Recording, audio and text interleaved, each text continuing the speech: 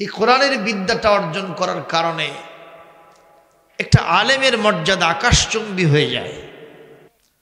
মুফতি আমির হামজা তিনি কারান্তরীণ ছিলেন প্রায় ৩ বছর।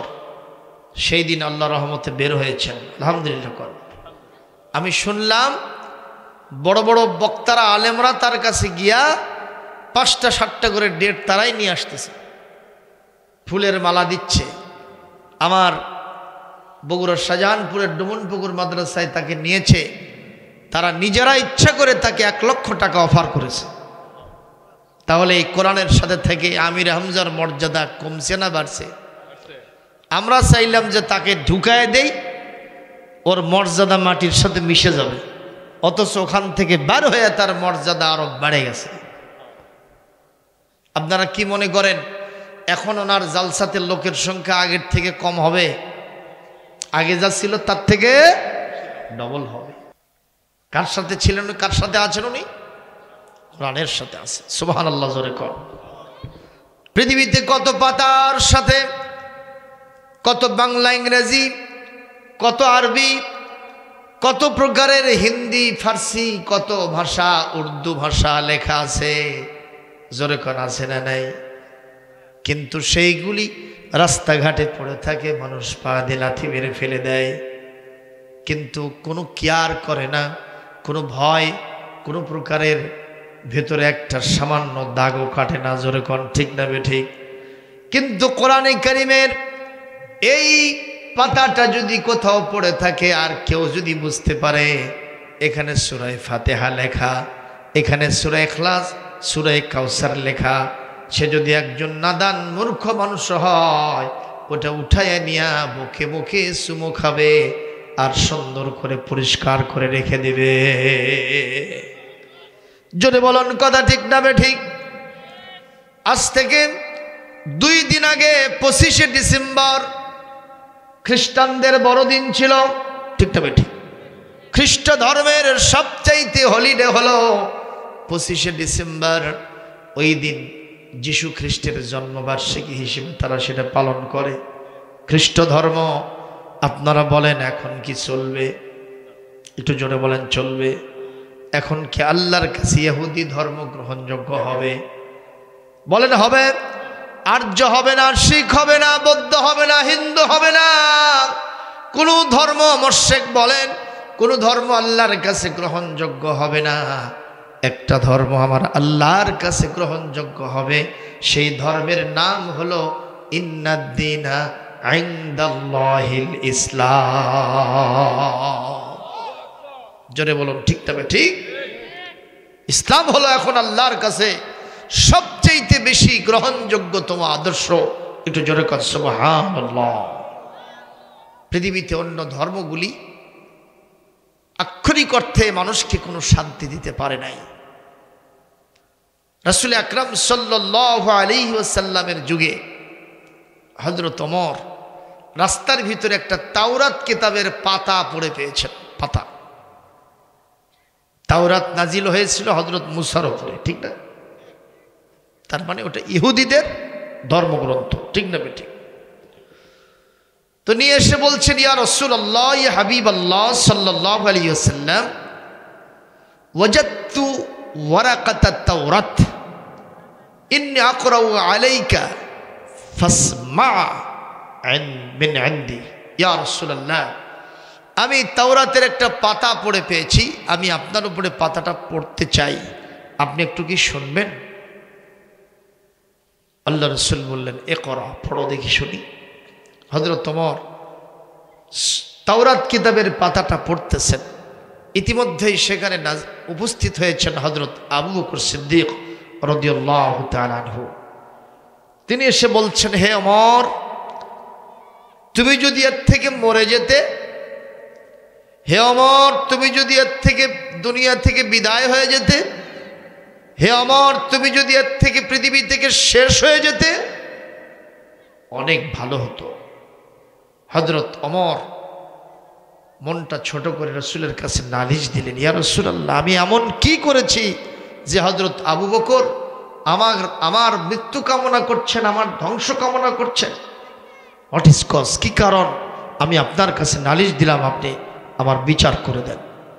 কথাগুলোকে শুনতেছেন, বুঝতে পারতেছেন তো? আল্লাহর নবী বললেন, ওমর তুমি মন খারাপ করো না, তুমি পড়তে চেয়েছ, আমি শুনতে চেয়েছি, তবে কথা জেনে রাখো, যেই হযরতে মূসার উপরে অবতারিত তাওরাত কিতাব তুমি আমারে পড়ে শোনাচ্ছ, সেই হযরতে মূসা যদি আজকে বেঁচে থাকতেন, আমার উম্মতের মধ্যে দাখিল হওয়া তার জন্য ফরজ হয়ে যেত। বোঝা গেল, তাওরাত হবে না, ইঞ্জিল হবে না, কোনো কিতাব, Veda, Purana, Ramayana, Mahabharata, Zend Avesta, Old Testament, New Testament, কোনো কিতাব চলবে না। একমাত্র যে কিতাব চলবে, আওয়াজ দিয়ে সবাই বলতে হবে, তার নামটা কি? রাসূলের যুগে এটা যেভাবে নাজিল হয়েছিল, এখনো কি সেভাবে আছে? একটু জোরে বলেন, আছে? ওইভাবেই আছে। এতটুকুন পরিবর্তন অ্যামেন্ডমেন্ট, সংশোধন, সংযোজন, বিয়োজন হয় নাই। এটা জোরে বলতে হবে আল্লাহু আকবার। এই কিতাব আজকে আমরা যেখানে যেখানে রেখেছি, যেখানে যেখানে এই কিতাব আছে, সেই জায়গাতে শান্তি আছে। আপনারা কি আমাকে শত্রু ভাবতেছেন নাকি? একটু জোরে কথা কন না কেন? এই কিতাব যেখানে যেখানে আছে, সেখানে শান্তি না অশান্তি? মসজিদ চলে কোন কিতাবটা দিয়া? জোরে বলেন। মসজিদে কি কোনো অশান্তি আছে? মাদ্রাসা চলে কোন কিতাব দিয়া? কলেজ বিশ্ববিদ্যালয় কি এই কিতাব দিয়ে চলে? যার কারণে কলেজ বিশ্ববিদ্যালয়ে অস্ত্রের ঝনঝনানি, মিনি ক্যান্টনমেন্ট, সেখানে মারামারি, কাটাকাটি, হানাহানি, দাঙ্গা হাঙ্গামা, কথা বলেন। সেখানে কপত কপতি, একটা ছেলে আর একটা মেয়ে রাত দিন 24 ঘন্টা যদি ঘাড়ের উপরে হাত দিয়া, হাঁটুর সাথে হাঁটু মিলায় দিয়া, অথবা যদি কোথাও শুয়ে থেকেও দিন পার করে, ওখানে বলারও কেউ নাই, দেখারও কেউ নাই, শোনারও কেউ নাই। কথা বলেন না কেন? কোনো শিক্ষক যদি কোনো ছাত্রের এই কাজে বাধার সৃষ্টি করে, ওই শিক্ষকের জান নিয়ে টানাটানি হয়, বাড়াইয়া ঠ্যাঙায়া টাইট করে দেয়। কথা বলেন ঠিক না বে ঠিক? সেক্ষেত্রে মাদ্রাসা থেকে এই দৃশ্য আছে। আলহামদুলিল্লাহ, আমরা আলিয়া মাদ্রাসায় চাকরি করি। অনেকে কয় আলিয়া খালিয়া, আলিয়া খালিয়া, আলিয়াত কিচ্ছুই নাই। আমরা তখন বলি আলিয়া শুধু খালিয়া না, আলিয়া গালিয়া। গালিয়া মানে মূল্যবান, সুবহানাল্লাহ কর। খালিয়া মানে কিচ্ছুই নাই, এ কথা 100% শিওর নয়। আমরা এমপিওভুক্ত, সরকারের আইন আমরা মেনে চলি, যার কারণে আমাদের ইকুইভ্যালেন্ট হয়েছে। অর্থাৎ আমাদের দাখিল পাশ করলে এসএসসির মান, আলিম পাশ করলে ইন্টারমিডিয়েটের মান, কথা কয় না, ফাজিল করলে ডিগ্রি মান, কামিল করলে মাস্টার্সের মান, সমান মান। সুবহানাল্লাহ কন। এই জন্য আমাদের ছেলে মেয়েগুলি কলেজে যাওয়ার সুযোগ পায়। আর কওমি মাদ্রাসা দর্শে নিজামি, আপনাদের সরকারি কোনো নিয়ম নীতি মানতে হয় না।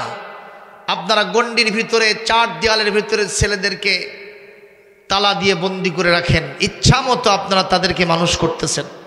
এই জন্য আপনাদের ভিতরে আলিয়া মাদ্রাসার ছেলেরা যদি দাড়ি কাটে, আপনাদেরগুলো কাটে না। কথা কন না কেন? আলিয়া মাদ্রাসার ছেলেগুলো যদি দু একটা নামাজ কাজাও করে, আপনাদেরগুলো করে না, কারণ আপনারা বন্দি করে রেখেছেন, আর আমাদেরগুলো ছাড়ে দেওয়া আছে। কথা কন ঠিক না বেঠিক? তারপরেও আমি কওমি মাদ্রাসাকে দোষ দেব না, আলিয়া মাদ্রাসাকে দোষ দেব না। এখনো আলিয়া মাদ্রাসায় যে পরিবেশ আছে, আলহামদুলিল্লাহ জান্নাতি পরিবেশ। আমাদের এমন অনেক স্টুডেন্ট আছে যারা অনেক বড় বড় আলেমদেরকে পড়ানোর যোগ্যতা রাখে, আলহামদুলিল্লাহ। জোরে কর। একটা ছেলে আর একটা মেয়ে আলিয়া মাদ্রাসাতে কোএডুকেশন থাকা সত্ত্বেও আমরা 2টা মিনিট একসাথে গল্প করতে দেই না। আমাদেরকে দেখলে তারা চলে যায়, আমাদের চোখ রাঙানি দেখলে ওরা ক্লাসের ভিতরে ঢুকে পড়ে। সুতরাং এই পরিবেশ কলেজে নাই, ইউনিভার্সিটিতে নাই, জেনারেল এডুকেশনে নাই। এটা আছে মাদ্রাসা শিক্ষার ভিতরে একটাই মাত্র কারণ, যেহেতু সেখানে কোরআন আছে। আরো একটু শুকরিয়ার বিষয়, এই যে মাদ্রাসা আপনারা প্রতিষ্ঠা করেছেন, এই জাতীয় প্রতিষ্ঠানগুলোর ছাত্ররা শিক্ষকদের যে আদর কদর করে, শিক্ষকের জুতাটা পর্যন্ত ঠিক করে দেয়, উল্টা পাল্টা হয়ে থাকলে সেটা সুদা করে দেয়, অজুর পানি দেয়, ঢিলা দেয়, কুলুক দেয়, গোসলের পানি দেয়। এমন অনেক মাদ্রাসা আছে শিক্ষকের গাও পাও চেপে দেয়, কথা কয় না। এই পরিবেশ অন্য প্রতিষ্ঠানে পাওয়া যাবে না। কোরআনের কারণে এই পরিবেশ হয়েছে। আমরা কি মনে করব মাদ্রাসাগুলি বন্ধ করে দেওয়া উচিত? মাদ্রাসার ব্যয় বরাদ্দ কমে দেওয়া উচিত? জেনারেল শিক্ষিতদের চাইতে মাদ্রাসার ছাত্রদের চাকরি বাকরির ক্ষেত্রে বৈষম্য করা কখনো উচিত? কিন্তু বর্তমানে সেটা আছে না নাই? মাদ্রাসা থেকে কামিল পাস, ফাজিল পাস, আলিম পাস করে পুলিশ আর্মিতে যদি যায়, চুলচেরা বিশ্লেষণ করে কম্বিং অপারেশন চালায়া দেখানো হয় যে এরা কোথা থেকে আসলো, এদেরটা রিজেক্ট করে দেওয়া হয়।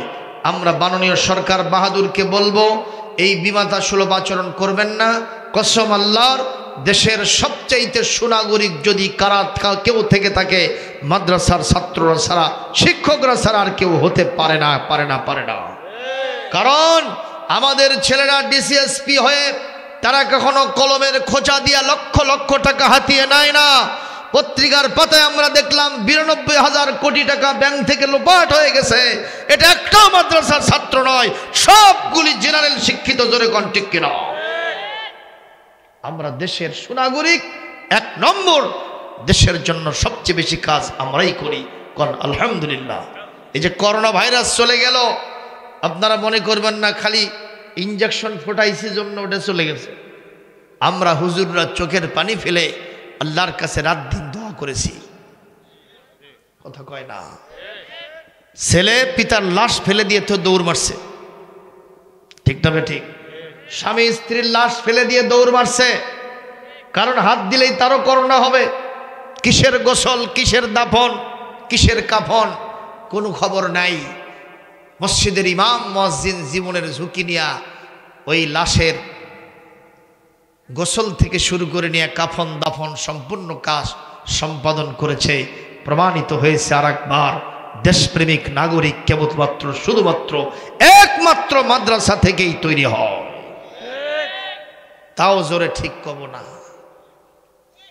আপনাদের ভিতরে হিংসা আছে, একটু জোরে কন, আরো জোরে। সুতরাং আপনারা কি মাদ্রাসার পক্ষে না বিপক্ষে? একটু জোরে বলেন। যারা যারা পক্ষে আছেন দু হাত তুলে আল্লাহকে দেখান। লিল্লাহে তাকবীর, লিল্লাহে তাকবীর। আল কোরআনের আলো সারা বিশ্বে জালো, কোরআন সুন্নাহ যেখানে, আলেম ওলামা যেখানে, নারায়ে তাকবীর। সুপ্রিয় উপস্থিতি, আমি সেই কোরআনে কারীম থেকে আপনাদের সামনে একটু আলোচনা করব। আল্লাহ যদি আমাকে তৌফিক দান করেন, আপনারা কি আমার এই আলোচনা শুনবেন ইনশাআল্লাহ? কোরআনের আলোচনা শুনলে লাভ না লস? আল্লাহ রাব্বুল আলামিন বলেন, আল্লাযীনা ইয়াস্তামিউনাল কাওলা ফায়াত্তাবিউনা আহসানাহু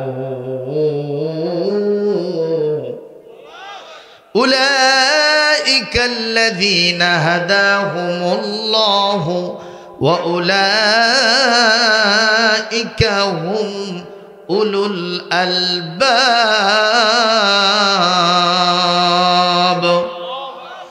আল্লাহ রাব্বুল আলামিন বলেন, এই পৃথিবীতে আমার কোরআনের সহি কথাগুলি যারা শুনছে এবং শুনবে, মনোযোগ দিয়ে শুনছে এবং শুনবে, এবং সেটা আমলের জন্য নিয়ত করতে পারবে, আমি আল্লাহ পাক ঘোষণা করলাম এরাই হেদায়েতের রাস্তা, জান্নাতের সিরাতুল মুস্তাকিমের রাস্তাটা পেয়ে গেছে। শুধু তাই নয়, এই পৃথিবীতে জজ, ব্যারিস্টার, উকিল, মুক্তার, পিএইচডি হোল্ডার, কবি, সাহিত্যিক, লেখক, গবেষক, বিজ্ঞানী, এরপরে ইঞ্জিনিয়ার, এরপরে ডাক্তার, এই সমাজে আছে না নাই? এদেরকে তোমরা যতই জ্ঞানী বলো, এরা আক্ষরিক অর্থে প্রকৃত জ্ঞানী নয়। প্রকৃত জ্ঞানী হলো তারা কোরআনের সাথে আছে যারা, ঘোষণাকার। তাহলে আমরা শুনতে রাজি আছি ইনশাআল্লাহ। ইতিমধ্যেই রেসিটেশন ফ্রম দ্য হোলি কোরআন, কোরআনে কারীম থেকে আমি তেলাওয়াত করেছি সূরাত ইব্রাহিম। যেরকম সূরার নাম কি? ইব্রাহিম। সূরার নাম ইব্রাহিম। এই সূরার 1 নম্বর এবং 2 নম্বর আয়াত আপনাদের সামনে তেলাওয়াত করেছি। আল্লাহ রাব্বুল আলামিন বলছেন, এই কিতাব পৃথিবীতে আমি কেন নাজিল করলাম? আমরা জানি এই কোরআনে কারীমের ভিতরে 6666টি আয়াত কম বেশি আছে, ঠিক না বেঠিক? একটু ইখতিলাফ আছে। এই কিতাবের ভিতরে 30টা পারা আছে, ঠিক? এই কিতাবের ভিতরে 114টি সূরা আছে। এই কিতাবের ভিতরে 554টি রুকু আছে। এই কিতাবের ভিতরে ৮৬,০০০-এর উপরে শব্দ সংখ্যা আছে। যেরকম আল্লাহু আকবার। তাহলে কিতাবটা কি ছোট না বড়? এই ভলিউম কিতাবটা পৃথিবীতে কেন আসলো, এটা নিয়ে অনেকের কনসেপ্ট বিভিন্ন রকম। ওই যে এক পিতা তার মেয়েকে বিবাহের সময় কোরআন শরীফ গিফট করছে, বিদায়ের সময় অনেক কিছুই তো দিছে, তার সাথে কি দিল? এটা কোরআন দিল। তো লোকেরা জিজ্ঞাসা করতেছে, ভাই মেয়ে কি কোরআনের হাফেজা? কোরআন কি পড়তে পারে? কয় যে না হুজুর, এখনো কোরআন পড়া শিখিনি। তো একদিন কি শিখলো? কয় রবীন্দ্রসঙ্গীত শিখেছে, নজরুল সঙ্গীত শিখেছে, ছায়াছবির গান শিখেছে। আছে না নাই? অথচ কোরআন এখনো শেখে নাই। এরকম পিতামাতা সমাজে আছে না? সব শিখায় কিন্তু কোরআন শিখায় না। তো দিচ্ছেন কেন? কোরআনটা কেন দিচ্ছেন? মেয়ের পিতা বলছে দিচ্ছি এই জন্য, খুব ভালো কিতাব, পবিত্র কিতাব। এটা আমার মেয়ে যে ঘরে থাকবে, সে ঘরে রাখলে অন্তত জিন ভূত ধরবে না, ঢুকবে না। তার মানে ওই মেয়ের পিতার কনসেপ্ট হলো কোরআন সম্পর্কে, এই কোরআন আসছে জিন আর ভূত তাড়ানোর জন্য। এটা ওর একটা ফিলিংস, অনুভূতি। কথা বলেন ঠিক না ঠিক? আবার আমরা অনেকে দেখি এই কোরআন শরীফের শুরুতে এবং শেষে বিভিন্ন বুকে স্টলগুলো থেকে, বিভিন্ন প্রকাশনী থেকে যে কোরআন তৈরি হয়, ছাপা হয়, সেখানে তারা বিভিন্ন সময় দেখা যায় তাবিজ লিখে দেয়। কথা কন, এইরকম নকশা তাবিজের দিয়ে দেয়। ওনারা বুঝাতে চান এই কোরআনে কারীম পৃথিবীতে আসছে তাবিজ করার জন্য। এর একটা চিন্তা তার। আবার কিছু লোক আছে, যখন কেউ তার কাছে কোনো সমস্যা নিয়ে আসে, কোরআনের সূরাগুলো পড়ে সমানে ঝাড়ফুঁক করে আর বিনিময়ে টাকা কামায়। কথা কন না কেন? ও মুসলমান, আমি আব্দুস সালাম ভাই পাগলা বাজার মসজিদে ইমামতি করি, আপনারা কি জানেন? কথা কয় না। আর মাজারে এইসব তাবিজের ব্যবসা কম হয় না বেশি হয়? ঝাড়ফুঁক বেশি হয়। আমি আজকে আপনাদেরকে বলি, মসজিদের যে বেতন আমি পাই, অনারিয়াম পাই, এটা যদি আমি না নিতাম, আমি যদি শুধু তাবিজের ব্যবসা করতাম আর ঝাড়ফুঁক থেকে ফু বেছে বেছে টাকা কামাই করতাম আর পানি বেছে বেছে টাকা কামাই করতাম, আমার মনে হয় 1 মাসে আমার 1 লাখ টাকা উপার্জন হওয়া সম্ভব ছিল।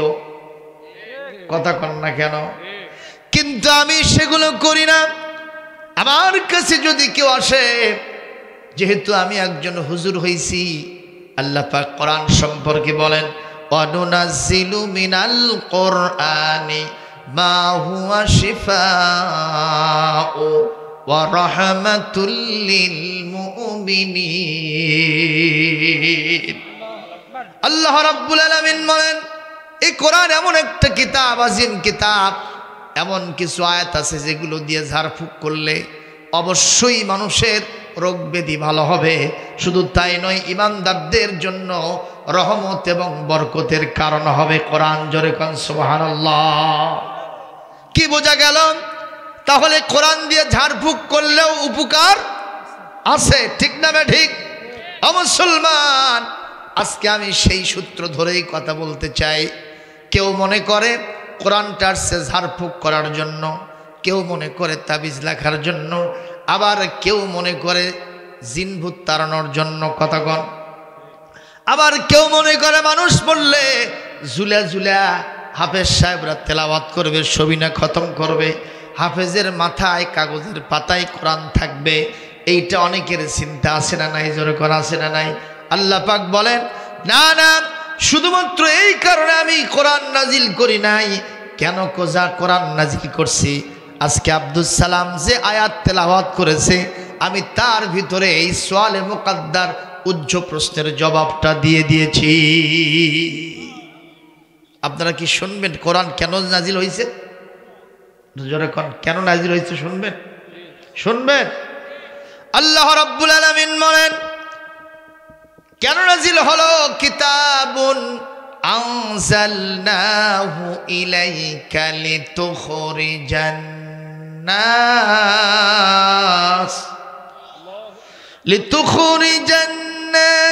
মিনাজ যুলুমাতি ইলান নূর বিইذن রাব্বিহিম ইলা সিরাতিল আজিজিল হামিদ।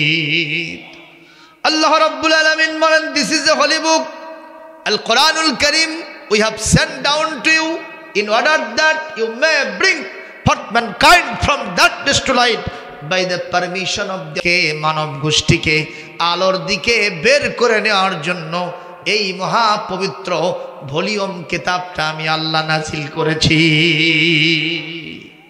একটু জোরে বলতে হবে সুবহানাল্লাহ, আরো জোরে বলেন সুবহানাল্লাহ।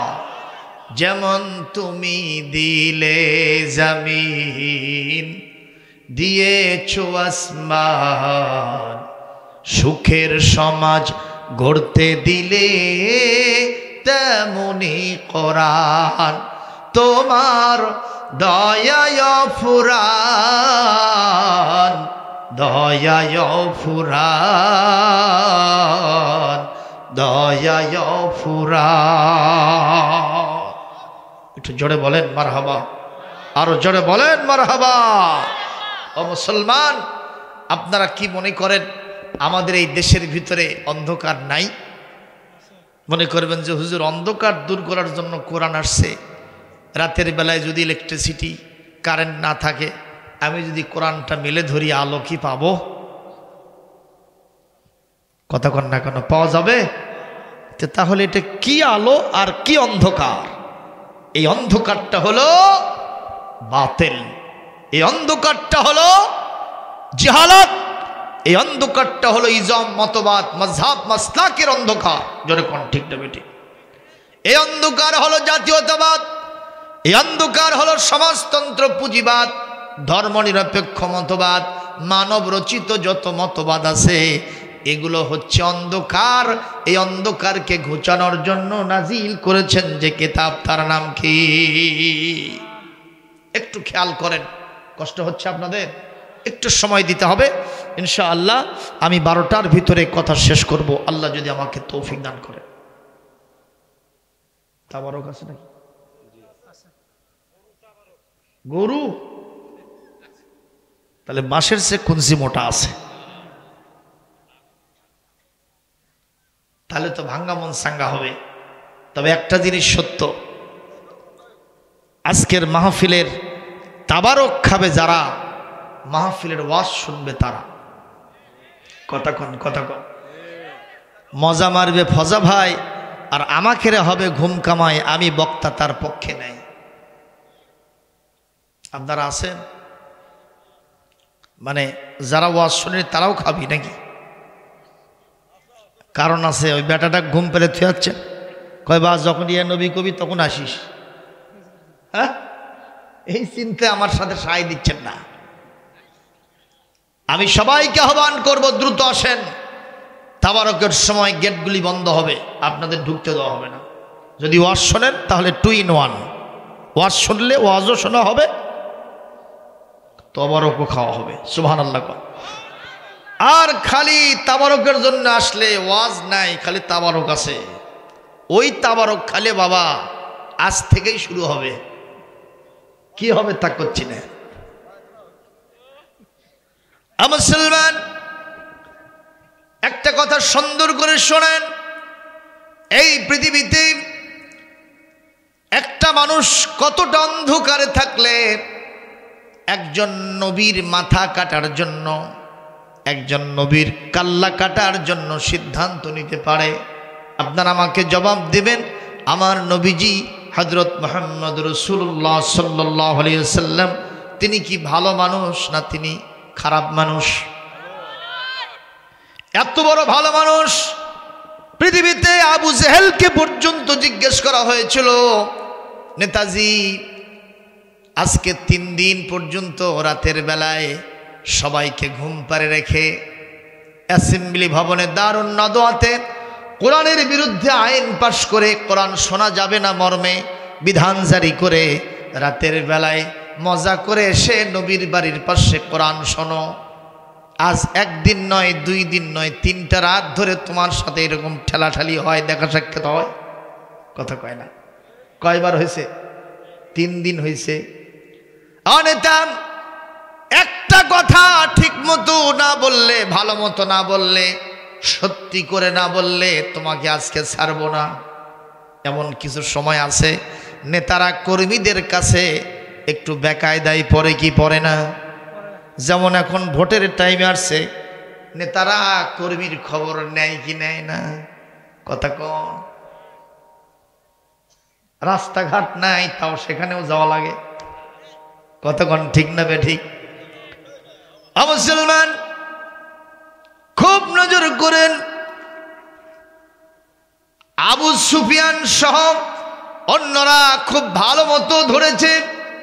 আবু জেহেল, আবুল হাকাম, তাড়াতাড়ি করে বলো তুমি আসল না মুহাম্মদ রাসূলুল্লাহ আসল? এইবার আবু জেহেল কয়, দেখো ডানে বামে সামনে পেছনে কোনো লোক আছে নাকি? কারণ দেওয়ালেরও তো একটা কান আছে। কথা কয় না? এইবার আবু জেহেল বলে, লাত মানুত উজ্জা হবলের শপথ দিয়া বলতেছি, এই পৃথিবীতে যদি সত্য বলতে কেউ থেকে থাকে মুহাম্মদ ছাড়া সেটা আর কেউ না। একটু জোরে বলেন মারহাবা, আরো জোরে কর আল্লাহু আকবার। তাহলে আমার নবী সত্য না মিথ্যা? আমার নবী ভালো না কালো? আমার নবীর চরিত্র ফুলের মতো পবিত্র, তাতে কোনো সন্দেহ নেই। আর আমরা যে নেতাগুলো পাইছি, আমার নেতার চরিত্র ফুলের মতো পবিত্র, নামাজ নাই 1 ওয়াক্ত, গমচুরিতে পাকাপোক্ত, গাঁজা ছাড়ে না 5 ওয়াক্ত, নাস্তিকদের খুবই ভক্ত, আলেম ওলামার ওপরে খুবই শক্ত। কথা কয় না? এরকম নেতা খেতা বাংলাদেশে আছে না নাই? আমার নবী সেরকম ছিলেন না। নবীর চরিত্রের প্রশংসা যিনি করেছেন, নবীর চরিত্রের ওই টেস্টমোনিয়াল প্রশংসাপত্র যিনি দিয়েছেন, তিনি কে? ওইটার উপরে আর অফিস আছে নাকি? আল্লাহ রাব্বুল আলামিন বলেন, কি সুন্দর করে বলেছেন, আমার নবীর চরিত্র ফুলের মতো পবিত্র। ওয়া ইন্নাকা লাআলা খুলুকিন আযীম। একটু জোরে করে আল্লাহু আকবার। লাকাদ কানা লাকুম ফি রাসূলিল্লাহি উসওয়াতুন হাসানাতুন লিমান কানা ইয়ারজুল্লাহা ওয়াল ইয়াওমাল আখির ওয়া যাকারাল্লাহা কাসীরা। আল্লাহ রাব্বুল আলামিন বলেন, there is an excellent example for you in the life of messenger of Allah subhanahu wa ta'ala, for him who fears Allah subhanahu wa ta'ala and remembers Allah subhanahu wa ta'ala very much. একটু জোরে কোন আল্লাহু আকবার। আল্লাহ রাব্বুল আলামিন বলেন, এই পৃথিবীতে আমার রাসূলের জীবনের মধ্যে উত্তম আদর্শ আছে তোমাদের প্রত্যেকের জন্য, কারণ আমার রসুল হলেন সবচাইতে উত্তম আদর্শ স্থানীয়। আমি আমার রসুলকে আমার ইনস্ট্রাকশন ডিরেকশন অনুযায়ী পৃথিবীতে চালাই। জোরে কন্যা সুবহানাল্লাহ। সেই মানুষকে যে ব্যক্তি হত্যা করতে যায়, সেই মানুষ কি আলোতে আছে না অন্ধকারে? জোরে বলেন ভাই। মক্কার গভর্নমেন্ট ঘোষণা করলো মুহাম্মাদের মাথা যে কেটে দিতে পারবে তাকে এই মক্কার সবচেয়ে বড় মরুভূমির জাহাজ লাল উট পুরস্কার দেওয়া হবে। কি উট ভাই? সবচেয়ে দাম বেশি সেই সময় মরুভূমির জাহাজ। সবার আগে হযরত ওমরের মাথাটা গরম হয়েছে যে এই সুযোগ ফুরসত স্কোপ আমি অন্য কাউকে দেব না, আমি ফার্স্ট হব, আমি মুহাম্মাদের মাথা কেটে অবশ্যই পুরস্কার অর্জন করব। চিৎকার দিয়ে বলেন নাউজুবিল্লাহ। আহারে ওমর খোলা তরবারি নিয়ে ঊর্ধ্বশ্বাসে ছুটে চলছে। হঠাৎ করে রাস্তার বাম পাশে তাকায় দেখে কিছু সংখ্যক মানুষ জটলা করতেছে, এরকম জটলা পাকাইছে। হযরত ওমর কিউরিসিটি বশত জিজ্ঞেস করলেন, ইয়া আইয়ুহান নাস মাযা তাফআলুনা মাযা তাসনাউনা ফি হাযাল মাকান, তোমরা এখানে কি করো সব? ওরা বলতেছে, ওমর তাআল হুনা সারিআন, তুমি একটু আসো তো, তোমার জন্যই আমরা ইন্তজার করতেছি। কেন? বলে এই যেটা গাভী দেখতেছো? বলে হ্যাঁ। বলে এই গাভীর পেটের ভেতর থেকে, এই গাভীটা অন্তঃসত্ত্বা গর্ভবতী, কিন্তু এই গাভীর বাছুর এখনো জন্ম নেয় নাই, ভেতর থেকে কি যেন একটা আওয়াজ দিচ্ছে, সে আওয়াজ আমরা কেউ উদ্ধার করতে পারছি না। কি এটা একটু শোনো তো, আমরা বুঝতে পারছি না। তোমার তো মেধা ভালো, দেখো তো বুঝতে পারো নাকি? এরকম ভাবে কান পেতেছে। কে কে? হযরত ওমর।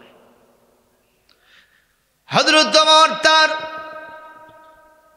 ইন্টেলেকচুয়াল পাওয়ার, বুদ্ধিবৃত্তিক মনোভাব নিয়ে অত্যন্ত আপলক নেত্রে মনোযোগ অ্যাটেন্টিভলি তিনি এরকম কান পাতলেন। গাভীর বাছুর এখনো জন্ম নেয় নাই। গাভীর বাছুর ওখান থেকে আওয়াজ দিয়ে বলতেছে, ওমর তুমি যত বড় বীর পুরুষ হও, মুহাম্মাদের মাথা কাটতে পারবা না। তুমি মরিচিকার পিছনে ছুটতেছ, মুহাম্মাদের মাথা কাল্লা কাটা তোমার জন্য সম্ভব হবে না, বরং তোমার মাথা মুহাম্মাদের কদম মোবারকে দিয়ে আসতে হবে। গাভীর বাছুর এখনো জন্ম নেয় নাই, সে আমার নবীর পক্ষে সার্টিফিকেট দিল। জোরে কর মারহাবা। তাহলে আমার নবীর মর্যাদা বেশি না কম? সাজাদা শাজারু নাতাকাল হাজারু ওয়াশাক্কাল কামারু বি ইশারাতিহি সাল্লাল্লাহু আলা মুহাম্মাদ সাল্লাল্লাহু আলাইহি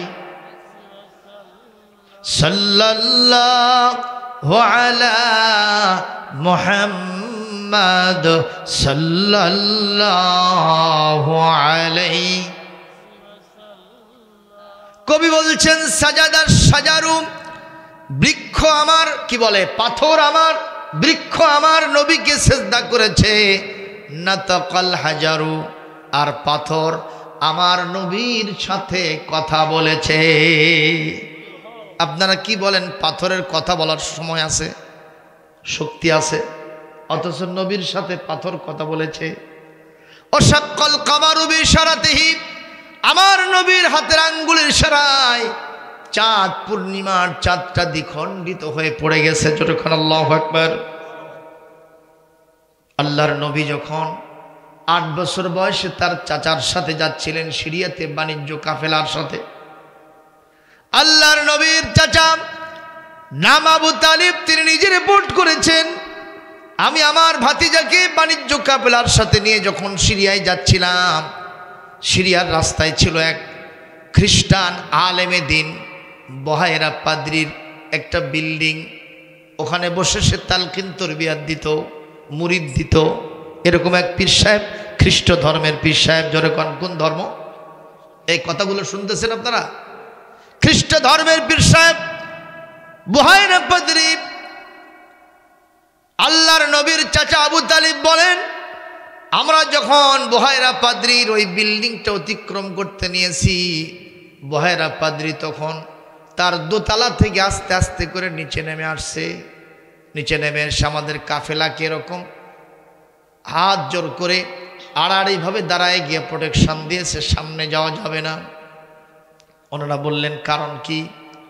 বলে এই কাফেলার ভিতরে আখিরি জামানার পয়গাম্বার নবী মুহাম্মদুর রাসূলুল্লাহ সাল্লাল্লাহু আলাইহি সাল্লাম আছে। উনি বললেন আপনি কেমনি বুঝলেন? বলে আপনার একটা কথা কানের মধ্যে ঢুকায় দেন আর মানুষের কাছে প্রচার করে দেন। এই দিক দিয়ে কত কাফেলা না বাণিজ্য করার জন্য সিরিয়াতে যায়, জীবনে কোনোদিন ওখান থেকে আমি নামিও নাই, তাকায় দেখিও নাই কে যায় কে আসে। আজকে আমি নিচে নেমে আসলাম একটাই মাত্র কারণে, আমি যখন নজর করলাম এই দিক থেকে যেন পূর্ণিমার চাঁদ আসতেছে। শুধু তাই নয়, এমন কোনো গাছ নাই আর পাথর নাই ওই নবীর কদম মোবারকে সেজদায় পড়ে যায় নাই। আর আমি কিতাবের ভিতর ইনজিল শরীফে পড়েছি, এই মাসে আখির নবী তার শিশু বাৎসল এই বয়সে তার চাচার সাথে বাণিজ্য করার জন্য সিরিয়ায় আসবে, আর এমন কোনো গাছ পাথর নেই তাকে সেজদা করবে না। আমি আমার কিতাবের সাথে সম্পূর্ণ মিল পেয়ে গেছি। সুতরাং এই কাফেলার ভিতরে বিশ্ব নবী আছে, আমি তাকে আদর আপ্যায়ন করাবো, আমি তাকে জিয়াফত খাওয়াবো। একটু জোরে বলেন আল্লাহু আকবার, আরো জোরে বলেন আল্লাহু আকবার। তাহলে আমার নবীর মর্যাদা কম না বেশি? আরে আজকাল দু একজন পীর সাহেবের যদি একটু কারামত বের হয়, সেটা নিয়ে তাদের মুরিদেরা কত বেশি মাতামাতি করে, কথা কয় না, কথা কয় না। আবার বাংলাদেশ থেকেই মক্কার ঘরের কুত্তো খেদায়, কথা কয় না। ভাতের নিচে তরকারি থাকে সেটাই খবর পারে না। তাহলে বোঝা গেল এগুলো ভুয়া লিডার, কথা কন ঠিক না বেটি? আসল হলো আমার বিশ্ব নবী। কোরআনে কারীম সূরা আল হাদীদের 25 নম্বর আয়াত আল্লাহ রাব্বুল আলামিন বলেন, লাকাদ আরসালনা রুসুলানা বিল বাইনাত ওয়া আনজালনা মাআহুমুল কিতাবা ওয়াল মিজানা লিয়াকুমান নাসু বিল কিসতি ওয়া আনজালনাল হাদীদ ফীহি বাসুন শাদীদুন ওয়া মানাফিউ লিন-নাস। আল্লাহ রাব্বুল আলামিন বলেন, পৃথিবীর রাসূলদের সাথে আমি 4টা জিনিস পাঠাইছিলাম, তার ভিতরে 1 নম্বর হলো বিল বাইয়িনাত। বাইয়িনাতের ব্যাখ্যায় তাফসীরে জালালাইন শরীফের ভিতরে আসছে আল মুজিজাতুদ দালালাত আল ওয়াজিহাত, অর্থাৎ মুজিজা অলৌকিকত্ব আমি আমার প্রত্যেকটি রাসূল আর নবীকে দান করেছিলাম। সুবহানাল্লাহ কোন। সেক্ষেত্রে আমার নবীর মুজিজা বেশি না কম? কিতাবের ভিতরে এসেছে, হিকায়াতের ভিতরে মুফাসসিরগণ বলেন, ঐতিহাসিকগণ বলেন, আমার নবীর জীবনে 1 নয় 2 নয় ছোট বড় 3500 মুজিজা প্রকাশ পেয়েছে। একটু জোরে বলেন না সুবহানাল্লাহ। সেই মুজিজাগুলির শ্রেষ্ঠ মুজিজার নাম কি? সুবহানাল্লাহ, জোরে বলেন ভাই। এই কিতাব যারা যেখানে পড়েছে, আমাদের দেশের ছোট আরিফুল ইসলাম নাজমুস সাকিব, সেদিন আসলো সালেহ আহমদ তাকরিম, এই কোরআনে কারীমের তেলাওয়াত যখন করেছে সৌদি আরবে, করেছে যখন মক্কাতুল মুকাররমা, মদিনাতুল মুনাওয়ারা, মিশরে কিংবা দুবাইয়ে কিংবা কুয়েতে কিংবা কাতারে কিংবা তুরস্কে, এই কোরআনের কিতাবের এই আলোচনায় এই তেলাওয়াত যখন রেসিপ্ট যখন আমার ছোট্ট ছোট সোনামণি যারা এই ছাপরা দেওয়া মাদ্রাসা থেকে পড়ে, বিশ্বের 100টা 120টা দেশকে ফেল করায়া বাংলাদেশের মান সম্মান আকাশে পথ করে উড়িয়ে দিয়েছে। জোরে বলেন সুবহানাল্লাহ। আজকে দুঃখজনক হলো সেই হাফিজি মাদ্রাসার ছাত্ররা গাড়ি যখন থামে ওরা হাত পাতে কয় 2টা টাকা দেন। হাট বাজারে গিয়ে তোলা তোলে, কথা বলে না বারে। আর আমরা নেতা নেত্রীরা খালি ছায়া থেকে দেখি, হাজার হাজার কোটি টাকা লোপাট হয়ে যাচ্ছে, আর হাফিজি মাদ্রাসায় অনুদান আসে না। কথা বলেন না কেন? অবস্থাটা এমন, যার দল্লতে তুমি সিন্নি খাইলা সেই মোল্লারই চিনলে না। হুজুর কথা কন না কেন আপনারা? কসম আল্লাহর কোরআন হাতে রেখে বলছি, বাংলাদেশের পাশে আছে বঙ্গোপসাগর, জোরে কোন ঠিক কিনা? এই বঙ্গোপসাগর মাঝে মধ্যে যেভাবে জলোচ্ছ্বাস, ঘূর্ণিঝড়, আইলা, নার্গিস, সুনামি আসে, জোরে কোন ঠিক না বে ঠিক? যদি এই বাংলাদেশে আল্লাহর কোরআনের মাদ্রাসাগুলি না থাকতো, মহান আল্লাহর ওলিরা না থাকতো, ওলামা হযরত না থাকতো, কোরআন কারীমের তেলাওয়াত তাফসীর মাহফিল যদি এই দেশে না থাকতো, মেবি এটা হতে পারত একটা ধাক্কাতেই বাংলাদেশ সমুদ্রের গর্ভে চলে যেত, জোরে কোন ঠিক কিনা? একমাত্র শুধুমাত্র ওনলি ফর মহান আল্লাহ সুবহানাহু ওয়া তাআলা আলেমদের কারণেই বাংলাদেশকে টিকে রাখছে। আর সেই আলেমকে নিয়ে যে জেলখানায় ঢুকাও, কথা কন না কেন? আমির হামজা বের হয়ে আসছে, আজকের মাহফিল থেকে দাবি জানাই আমাদের মামুনুল হক সাহেবকেও মুক্তি দিতে হবে। কথা বলেন না কেন? তাকেও মুক্তি দিতে হবে। এ ধরনের আরো যারা আছে আমরা তাদের ডান্ডা বেরি দেখতে চাই না। কত বদমাইশ, কত লুচ্চা, গুন্ডা, চোর, বাটপার বিভিন্ন জায়গায় বুক ফুলে ঘুরে বেড়াচ্ছে। কথা বলেন না কেন? এটা উল্টাপাল্টা কারবার না? এই উল্টাপাল্টা কারবার করা যাবে না। ইসলামের সাথে, ইমানের সাথে, কোরআনের সাথে, কোরআনওয়ালাদের সাথে ভালো ব্যবহার করলে আল্লাহ তার সাথে ভালো ব্যবহার করবে। মুসলমান কষ্ট পাচ্ছেন। হযরত ওমর রাদিয়াল্লাহু তাআলা আনহু এক পর্যায়ে তিনি ওই গাভীর বাছুরের এই কথা শুনে থমকে দাঁড়িয়ে গেলেন। মনে আছে না নাই?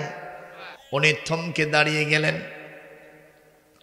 এক পর্যায়ে ওনার মনের ভিতরে দানা বাঁধলো, আমার পবিত্র সফরের পথে এটা বিরাট ভাটা পড়ে গেল রে। কি সফর? রসুলের মাথা কাটতে যাচ্ছে আর কয় যে পবিত্র সফর। একটু জোরে কোন আছে না নাই? এরকম অনেকে বলছিল হুজুরদেরকে আহারে শাস্তি দেওয়ার জন্য এই জাতি আমাদেরকে পবিত্র দায়িত্ব দিয়েছে। কোথায় কি শব্দ লাগায় নিজেও বোঝে না, জোরে কোন ঠিক না বে ঠিক? মন খারাপ করবেন না মুসলমান, দু একটি কথা যদি বলি মন খারাপ হবে আপনাদের। মুসলমান যেহেতু চোখের উপরে পর্দা পড়েছে, জাহালতের মূর্খতার পর্দা, এই কারণে কোনটা পবিত্র আর কোনটা অপবিত্র কিছুই বোঝে না। একটু জোরে বলতে হবে, ঠিক না বে ঠিক? এই মুহূর্তে হযরত ওমর চিন্তা করলেন, হঠাৎ করে তার মনের ভিতরে দানা বেঁধে উঠল, এই যে দারে আরকাম সাফা পাহাড়ে মোহাম্মদ বসে আছে, আর আমি এখানে গাভীর বাছুরের এই কথা শুনে কেন বীর পুরুষ মানুষ, আমি তার কথা শুনে আমি কেন পাগলামি করব? আমি এখানে থমকে দাঁড়াতে পারি না। এই তো 2 কদম যাওয়াও সারা মোহাম্মদের কল্লাটা ফেলে দেওয়াও সারা, 100টা লাল উট মরুভূমির জাহাজ কামাই করাও সারা। ওমর লোভে পাপ আর পাপে উনি আবার অ্যাডভান্স করা শুরু করেছেন। উনি যখন সামনে অ্যাডভান্স করছেন, ও মুসলমান হঠাৎ করে কিছু দূর যাওয়ার পরে নজর করলেন বিশ্বনবীর একজন নতুন মুসলমান সাহাবী, নাম তার হযরত নুঈম ইবনে আব্দুল্লাহ রাদিয়াল্লাহু তাআলা আনহু। জোরে কোন সুবহানাল্লাহ। এই নুঈম বিন আব্দুল্লাহ হযরত ওমরকে দেখে বলছে, আইনা তাযহাবু ইয়া ওমর, হোয়ার আর ইউ গোয়িং ইয়া ওমর? ওমর তুমি কই যাও? হযরত ওমর বললেন, আমি মুহাম্মাদের দফারফা করতে যাব, রাস্তা ছেড়ে দাও। শু রাস্তা ছেড়ে দাও, আমি মুহাম্মাদের কাল্লা কাটতে যাব। সঙ্গে সঙ্গে হযরত নুঈম বিন আব্দুল্লাহ ওমরের হাতটা এরকম খপ করে চেপে ধরেছে। বলেন তো বিশ্ব নবীকে মারতে যাচ্ছে, শেষ করতে যাচ্ছে একজন মুসলমান, ছলে বলে কলে কৌশলে যেভাবেই হোক তাকে আটকায় দিতেই হবে। কি বলেন ঠিক কিনা? কথা বলেন না কেন? আর আমরা হলে তো বললাম রে বাবা, যে বড় তরবারি রে বাবা, যা যা যা, আমি বাঁচলে বাপের না। কথা কয় না, আগে আমি বাঁচি। আর সাহাবীদের কথা সেটা না, আগে নবীকে বাঁচাতে হবে। কথা কয় না। একটু হাদিসটা পড়ি। বিসমিল্লাহির রহমানির রহিম। হাদাসানা আদাব ইবনে আবি আইয়াস قال حدثنا شعبة عن قتادة عن أنس بن مالك رضي الله تعالى عنه قال قال رسول الله صلى الله عليه وسلم لا يؤمن أحدكم حتى أكون أحب إليه من والده وولده والناس أجمعين। আল্লাহর নবী বলেন, ততক্ষণ পর্যন্ত খাঁটি ইমানদার হতে পারবা না যতক্ষণ পর্যন্ত আমি নবীকে সকল কিছুর চাইতে, এমনকি নিজের বাপ মা, নিজের সন্তান সন্ততি, পৃথিবীর সব মানুষ আর নিজের জানের চাইতেও আমি নবীকে বেশি ভালো না বাসবা, ততক্ষণ পর্যন্ত খাঁটি ইমানদার হওয়া যাবে। কার কথা? আল্লাহর নবীর কথা। আর আল্লাহর নবীর সাথে যার সায় থাকে তিনি কে? ওয়ামা ইয়ানতিকু আনিল হাওয়া ইন হুয়া ইল্লা ওয়াহয়ু ইউহা। আমার নবীজি নিজের নফসকে অনুসরণ করে প্রবৃত্তির পূজারী হয়ে নবী নিজের পক্ষ থেকে কোনো কথা বানায় বানায় কোরআনের ভিতরে ঢুকায়া দেন নাই। নবী যা বলেছেন সবগুলি যিনি বলে দিয়েছেন তার নামটা কি? এই আয়াত প্রমাণ করে বিশ্ব নবীর হাদিসও কোরআনের ব্যাখ্যা। এটাও ওহী, কিন্তু গায়রে মাতলুব। এটা কোরআনে, এটা কোরআনের ভিতরে নেই, যার কারণে এটা নামাজে পড়া যাবে না, কিন্তু এটা একটা ওহীর মর্যাদা। কোরআনে কারীমটা নামাজে তেলাওয়াত করতে হবে, ঠিক নেবে ঠিক কর, কিন্তু হাদিস নামাজে তেলাওয়াত করা যাবে না। কিন্তু হাদিসটাও হলো কোরআনের ব্যাখ্যা, ওহী গায়রে মাতলুব। জোরে কোন সুবহানাল্লাহ। মুসলমান, এই মুহূর্তে হযরতে নঈম বিন আব্দুল্লাহ খপ করে হাতটা ধরে বলতেছে, আমার পাগলামি আর কতদিন করবা? এই মুহূর্তে ওই নবীর দরবার থেকে আসলাম, নবীজি বয়ান করলেন একজন নবীর গায়ে জান্নাতি 40 জন যুবকের শক্তি থাকে। একটু জোরে বলেন আল্লাহু আকবার। তোমার গায়ে কত শক্তি আছে? সত্যি করে বলছি, বিশ্ব নবীর সাথে তোমার মতো ডজনকে ডজন নেতাও যদি আসে, নবীর একটা হাতের সাথে পারবা না। প্রমাণ আছে না নাই?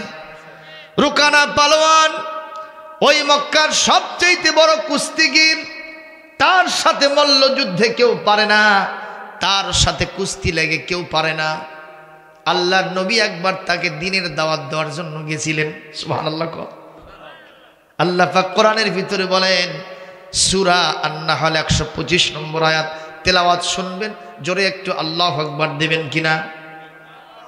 উদউ ইলা সাবিলি রাব্বিকা বিল হিকমাতি ওয়াল মাউইযাতিল হাসানাতি ওয়াজাদিলহুম বিল্লাতী হিয়া আহসানু ইন্না রাব্বাকা হুয়া আ'লামু বিমা দাল্লা আন সাবিলিহি ওয়া হুয়া আ'লামু বিল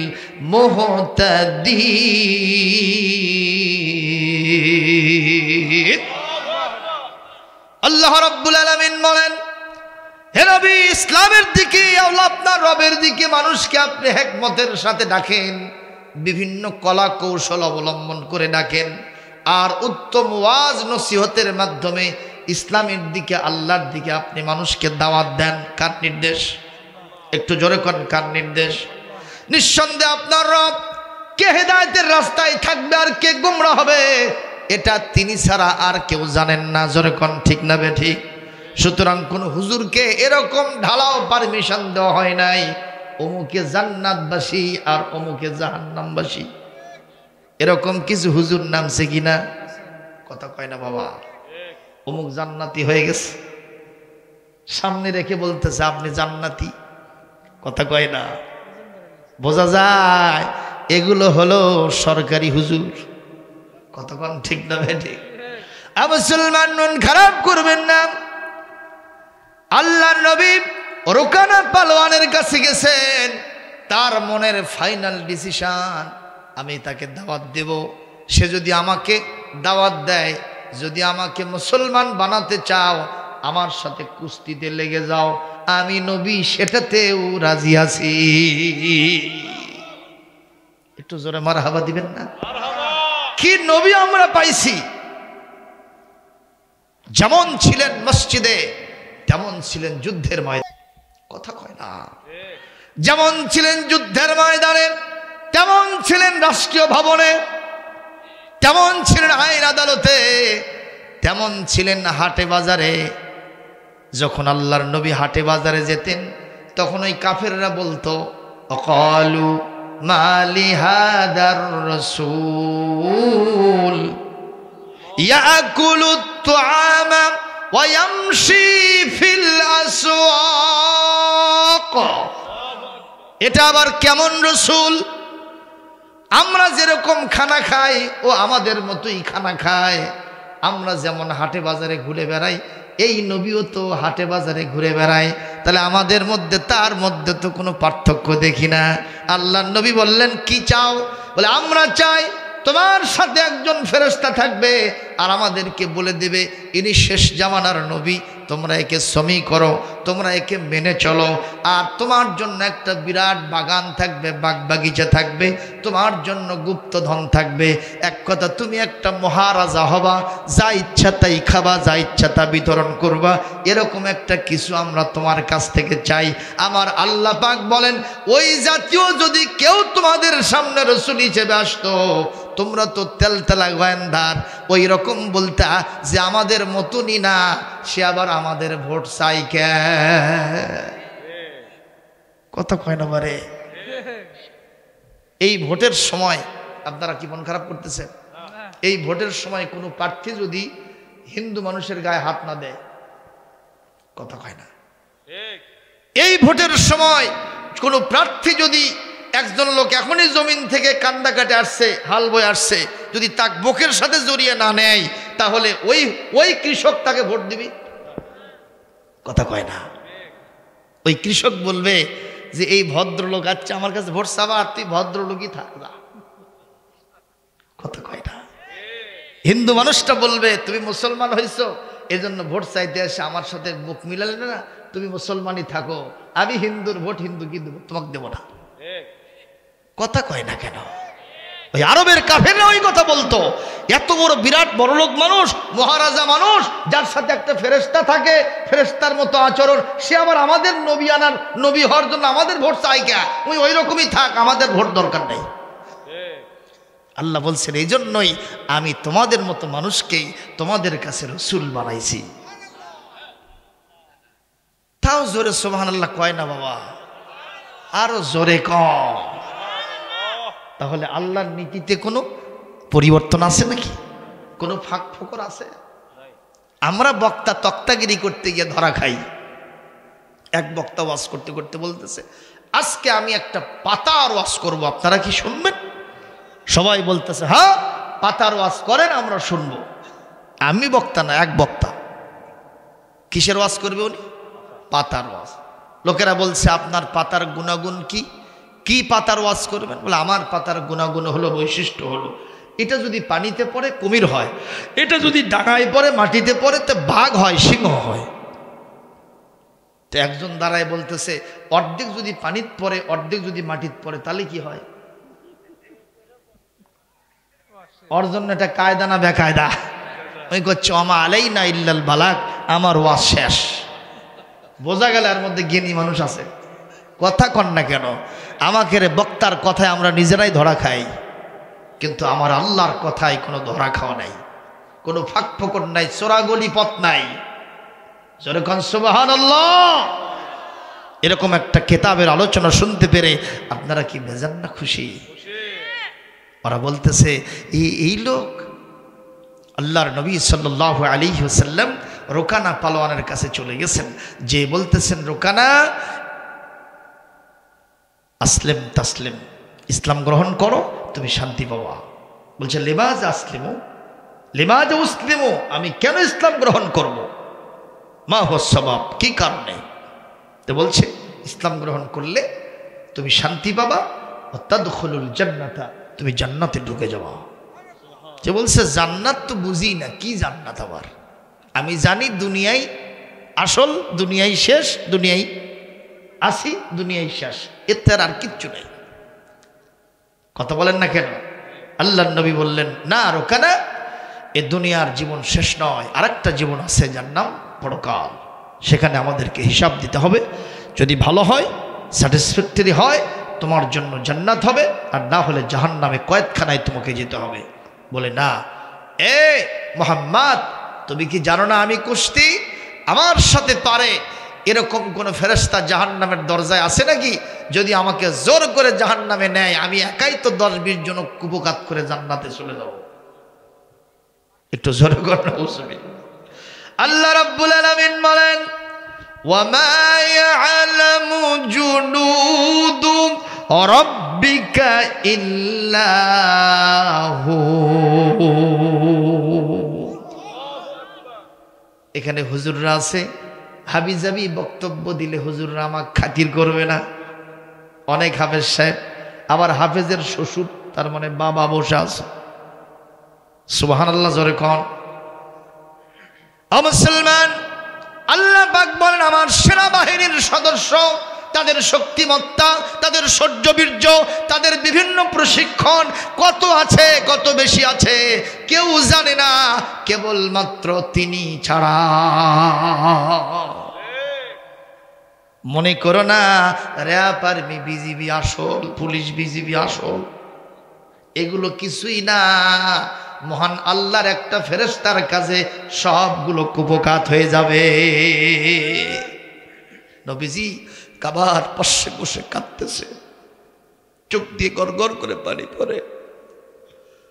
আল্লাহ পাক বলেন আমার নবীর চোখের পানি আমার সহ্য হয় না। কান্দি কেন সেটা জানি, তারপরেও জিবরাইল তুমি যাও আমার নবী কান্দে কেন শুনে আসো। আল্লাহ মনের খবর জানে না। তারপরে জিবরাইলকে পাঠাইলেন। জিবরাইল এসে বলছেন ইয়া রাসূলুল্লাহ লিমাযা তাবকি, আপনি কাঁদছেন কেন? রাসূলুল্লাহ বলছেন আমি কাঁদবো না, যেই সমস্ত জিনিস আমার সাথে জড়িত নয়, যে কাজগুলি সেগুলো আমার সাথে জড়িয়ে দেয়। একটা মানুষ যদি চোর না হয়, তাকে যদি চোর সাজানো হয়, এ মানুষের কলিজায় আঘাত লাগবে না? একটা মানুষ যদি জেনাকার না হয়, তাকে যদি জেনাকার বানানো হয়, কলিজায় আঘাত লাগে। 50 বছরের কোরআনের মুফাসসির, 1000-এর মতো লোক যার হাতে মুসলমান হয়েছে, কোরআনের পাখি রাইসুল মুফাসসিরিন ফিলহাল, আজকে এই সমস্ত অপরাধে তাকে অপরাধী করা হয়েছিল। কথা বলেন না কেন?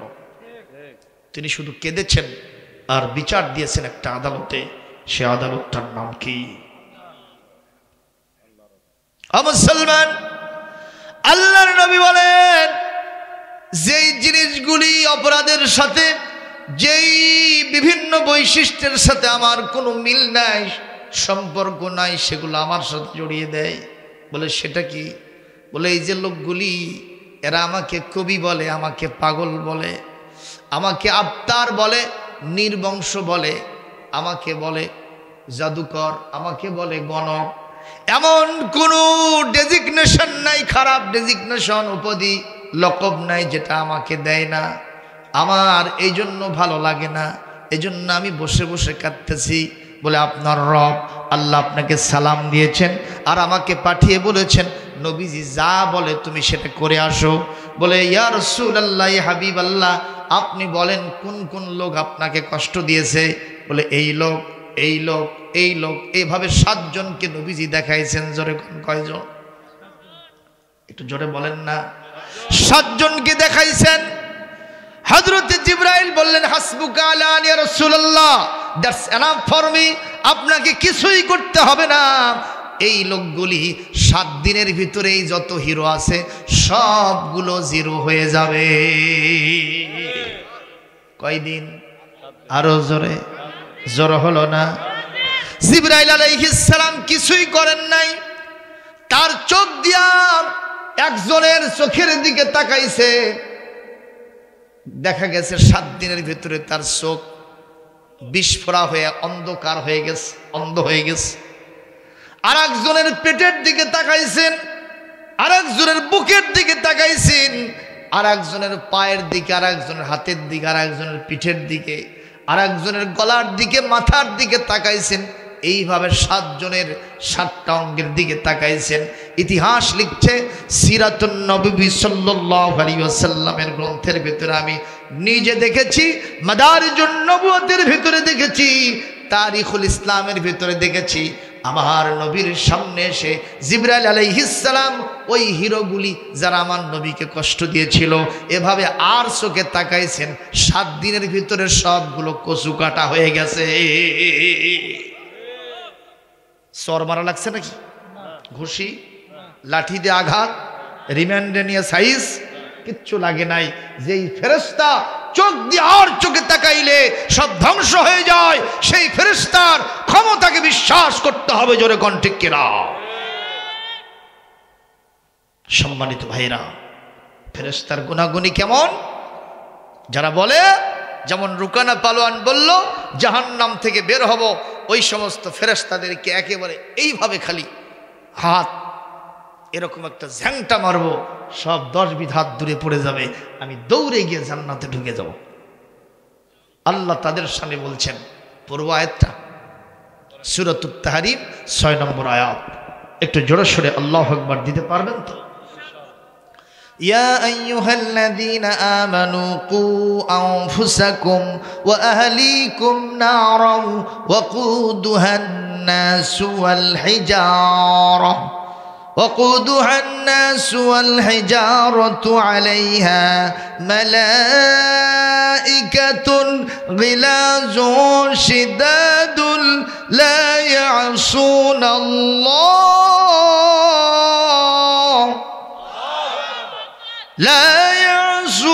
الله ما أمرهم ويفعلون ما يؤمرون।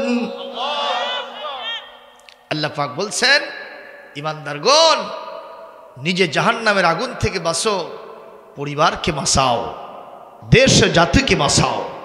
বলেন আমিন। সেই জাহান্নাম কি জানো? ওয়াকুদুহান নাস ওয়াল হিজারা, মানুষ এবং পাথর তার জ্বালানি হবে, তার ইন্ধন হবে, লাকড়ি হবে, খড়ি হবে। আর এমন জাহান্নাম আলাইহা মালাইকাতুন, এমন কিছু ফেরেশতা সেখানে বাওয়াব দ্বার রক্ষক হিসেবে আছে। মালাইকাতুন গিলাজুন, তারা অত্যন্ত কঠিন, তারা বজ্র কঠিন, শিদাদুন, খুবই শক্তিশালী। লা ইয়াসুনাল্লাহা মা আমারাহুম ওয়া ইয়াফআলুনা মা ইউমারুন, আল্লাহর এতটুকু নাফরমানিমূলক কাজ তারা করে না, রাত দিন 24 ঘন্টা তারা সেটাই করে যেটা আল্লাহ নির্দেশ করে। একটু জোরে সুবহানাল্লাহ বলতে পারলেন না? তাহলে ফেরেশতাদের ক্ষমতা বেশি না কম? এই মুহূর্তে বিশ্বনবী বললেন, রুকানা তোমার কি দাবি বলো তো? বলে, তুমি যদি নবী হও তাহলে আমার সাথে একটু লেগে যাও। কি করো? লেগে যাও, কুস্তি লাগো। আল্লাহ নবী বললেন, হ্যাঁ ঠিক আছে, ঠিক আছে, এসো, তুমি আমার সাথে আঘাত করো। তো বলছে, না আমি তো পরে আঘাত করি, আমি বীর পুরুষ মানুষ, আমি পরে আঘাত করি। আল্লাহ নবী বললেন, এই নীতি তো আমার, ইসলাম কখনো আগে আক্রমণ পছন্দ, আমি আক্রান্ত হলে শুধু জবাব দেব। সুবহানাল্লাহ জোরে বলতে হবে মিয়া, একটু জোরে বলেন সুবহানাল্লাহ। আমি আক্রান্ত হলে শুধু জবাব দেব। এই মুহূর্তে তুমি আমার প্রতি আঘাত করার জন্য উদ্যত হয়ে যাও। রুকানা পালোয়ান আল্লাহর নবীর গায়ে যতগুলো আঘাত দিয়েছে, আল্লাহর নবী তার রণকৌশলের ভিত্তিতে মাধ্যমে সবগুলো আঘাতকে তিনি ফিরিয়ে দিয়েছেন, কিছুই হয় নাই নবীজির। জোরে বলেন সুবহানাল্লাহ। এক পর্যায়ে রুকানা পালোয়ান হতকচিত হয়ে গেছে, অ্যাস্টনিশড হয়ে গেছে, আজীব হয়ে গেছে। কি কথা, এতগুলো আঘাত করলাম, একটাও তার গায়ে লাগলো না, কিভাবে প্রতিহত করলো? কে শিখিয়ে দিয়েছেন? জিবরাইল শিখিয়ে দিয়ে গেছেন যে এইভাবে এইভাবে করেন। এক পর্যায়ে নবীজি বললেন, এবার তুমি আমার আঘাত সহ্য করার জন্য রেডি হও।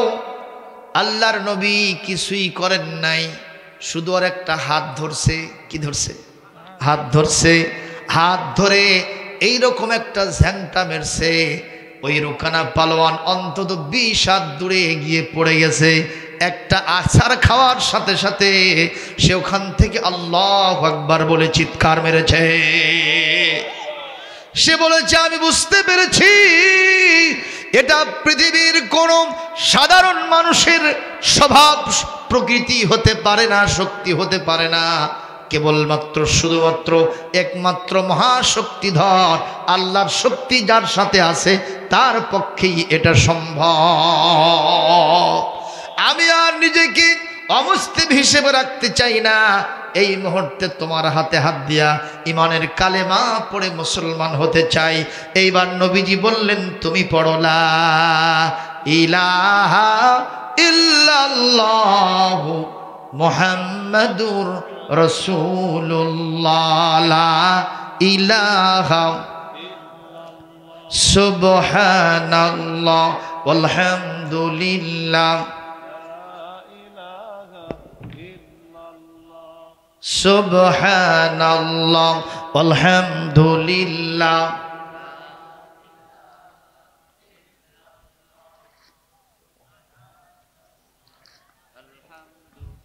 দিন থাকিতে বান্ধ ভেলা, কাজে লাগবে সন্ধ্যা বেলা।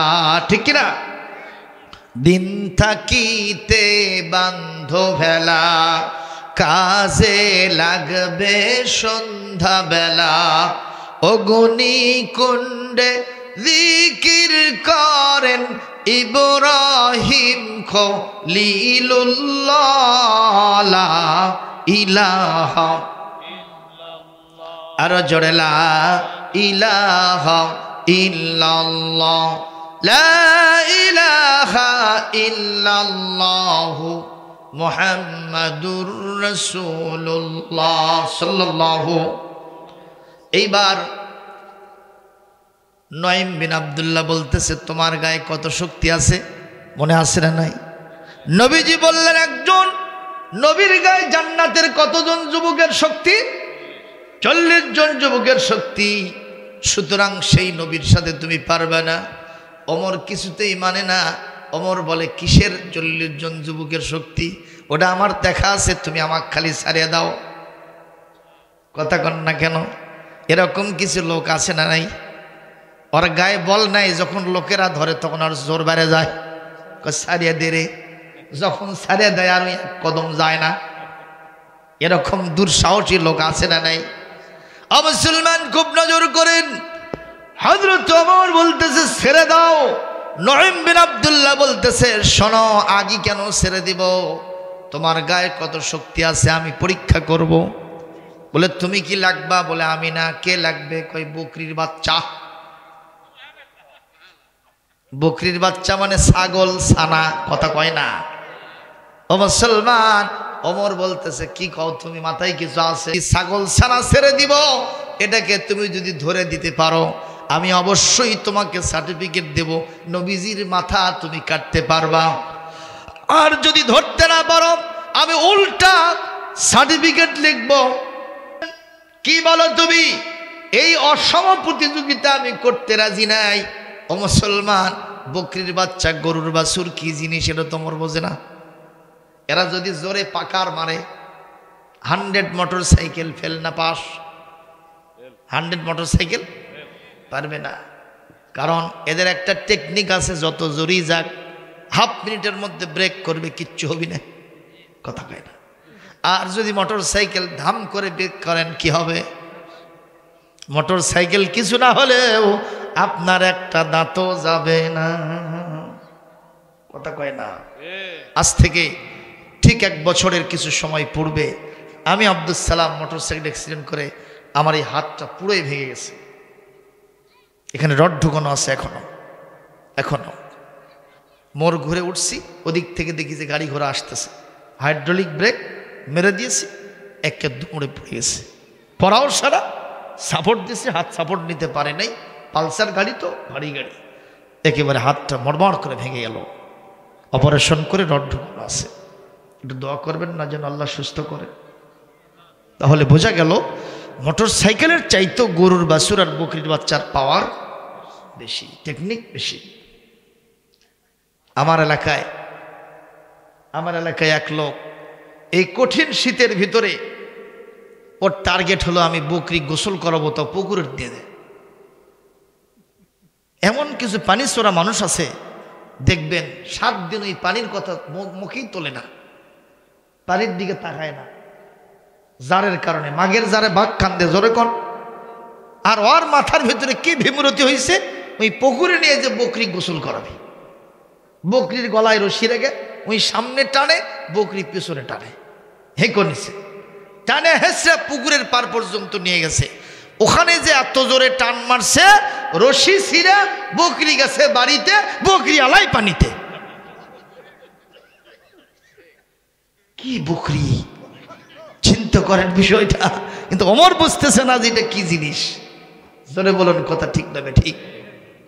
এক পর্যায়ে নঈম বিন আব্দুল্লাহ বলল, আমি জাজমেন্ট, আমি বিচারক, আর বকরির বাচ্চা ছেড়ে দিলাম, তুমি ধরে দিবা।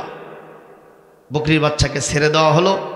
ওমর পিছনে দৌড় শুরু করছে, বকরির বাচ্চা ডানে যায়, ওমর বামে যায়, ওমর বামে যায়, বকরির বাচ্চা ডানে যায়, ওমর সামনে যায়, বকরির বাচ্চা পিছনে আসে, ওমর পিছনে থাকে, বকরির বাচ্চা সামনে যায়, খালি উল্টা পাল্টা হয় কিন্তু ধরা দেয় না। মারহাবা কও। লক্ষ্য বস্তুর কাছে কি হচ্ছে, মানে কি হচ্ছে বাবা, কি শেষ শেষ? আরে আপনারা যেটা বলতেছেন বুঝতে পারছি, কথা বোঝেন নে?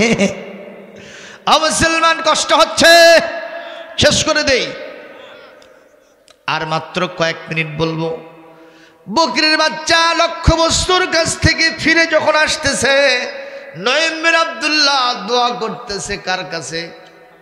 আল্লাহ, বকরির বাচ্চা যতই জিরো হোক, আপনার সাহায্য থাকলে বকরির বাচ্চাই আজকে হিরো হয়ে যাবে। আর আজকে বকরির বাচ্চা যদি ফার্স্ট হতে পারে, আপনার নবীজির সম্মান রক্ষা হবে।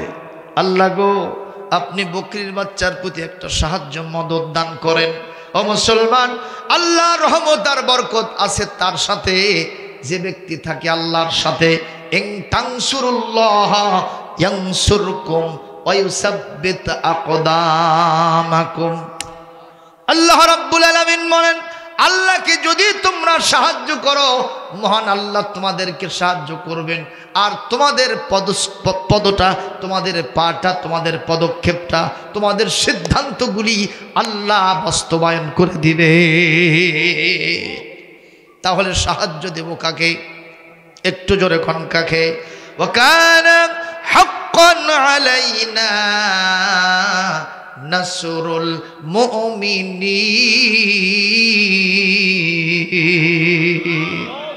আল্লাহ রাব্বুল আলামিন বলেন, আমার দলের সদস্য যারা সাহায্য এবং বিজয়ী হবে তারা। একটু জোরে কোন আমিন। ও মুসলমান, একটু খেয়াল করে দেখেন, এইবার বকরির বাচ্চা এত জোরে রেস আরম্ভ করছে, হযরত ওমরকে অন্তত 20 হাত দূরে ফেলে রেখে নঈম বিন আব্দুল্লাহর ঘাড়ের ওপরে গিয়া জাম করে পড়ে গেছে। একটু জোরে করে আল্লাহু আকবার, আর জোরে করে আল্লাহু আকবার। ও মুসলমান, কষ্ট হচ্ছে নাকি? একবার যে বকরির বাচ্চা যখন ফার্স্ট হয়ে গেছে, নঈম বিন আব্দুল্লাহর মুখে হাসি ফুটে উঠছে। আলহামদুলিল্লাহ কো। এইবার ওমর মনটা বেজার করে গিয়ে বলতেছে, নঈম রে, আমি একটু অন্য মনস্ক ছিলাম, এই সুযোগে বকরির বাচ্চা ফার্স্ট হয়েছে, ছাগল ছানা ফার্স্ট হয়েছে, তুমি আমাকে আরেকটা বার চান্স দাও। এগিন চান্স, যতবারই চান্স নিক, বলেন তো ফার্স্ট হবে কে? কারণ তার সাথে যার সাহায্য আছে তিনি কে?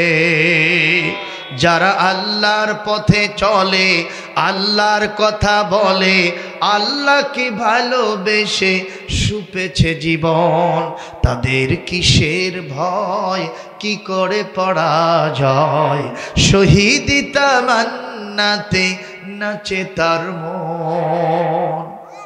হাসান হানার ঘ্রাণে ভোলে না হৃদয় তার, কালেমার মেশক মাখা হৃদয় আছে যে তার, সব ব্যথা ভুলে গিয়ে কোরআনের পথে চলে, সব ব্যথা ভুলে গিয়ে কোরআনের পথে চলে, সে তো তার ঈমান বলে। যারা আল্লাহর পথে চলে, আল্লাহর কথা বলে, আল্লাহকে ভালোবেসে সুপেছে জীবন, তাদের কিসের ভয়, কি করে পরাজয়, শহীদি তামান্নাতে নাচে তার মন। আরো জোরে বলেন, আরো জোরে মারহাবা, আরো জোরে বলেন মারহাবা। লিল্লাহে তাকবীর, লিল্লাহে তাকবীর। ভাইরা আমার, কষ্ট হচ্ছে আপনাদের, আমি শেষ করে দেব। নঈম বিন আব্দুল্লাহ বলতেছে এগিন সান্স, হযরতে নঈম বললেন না, এগিন সান্স চলবে না, আমি সার্টিফিকেট দিলাম, নবীর মাথা কাটা তোমার জন্য সম্ভব হবে না, বরং তোমার মাথায় বিশ্ব নবীর কদম মোবারক দিয়ে আসবা। যে বলেন না, আমি এগুলো মানি না, রাস্তা ছেড়ে দাও, আমি যাবই, কুবকাত করবই। নঈম বিন আব্দুল্লাহ ছেড়ে দেবে নাকি? কথা বল না কেন, ছেড়ে দেবেন না। উনি তখন আবার হাতটা ধরে বললেন, আচ্ছা ওমর, আগে জানতাম তুমি খুব মেরিটোরিয়াস, তুমি খুব মেধা সম্পন্ন, কিন্তু আজকে দেখতেছি তোমার মাথায় একেবারে কিচ্ছু নাই, মালগুলো সব আউট। কি কারণ? এই মিয়া, তুমি নিজের বাড়ির খবর রাখো। সুবহানাল্লাহ কর, তুমি বাড়ির খবর রাখো। বলে বাড়ির খবর মানে? একজন লোক যদি আর একজনের বউ বিটি নিয়ে কথা কয়, তোর মেয়েরা ব্যাপার দেয় ঘরে, হ্যাঁ, তোর বউ ওখানে আলট্রা মডার্ন, সে যে লিপস্টিক মার্কা সেটা ঘরে, তুই কি করিস রে, পর্দা করে পারিস না? আর ওই যদি কয়ে তোর বউ দেখুন এখনই পালার খেয়ার খুলতেছে, তো পালার সাথে ঝুলতেছে, পেট পিট বের করে কামলাকের সাথে কাম করতেছে রে, তুই এসে মাতবরি করিস, তাহলে ওই হিরোটা জিরো হবে না? কথা কন না কেন? নিজের দুর্বলতা প্রকাশ করলে ওই মানুষ আর সামনে আগাতে পারে না। এই মিয়া, নিজের বাড়ির খবর রাখো। বলে নিজের বাড়ির খবর কি হয়েছে? বলে দেখে আসলাম তোমার বোন আর তোমার ভগ্নিপতি তুলা ভাই দুইজনেই নবীজির দলে জয়েন করেছে।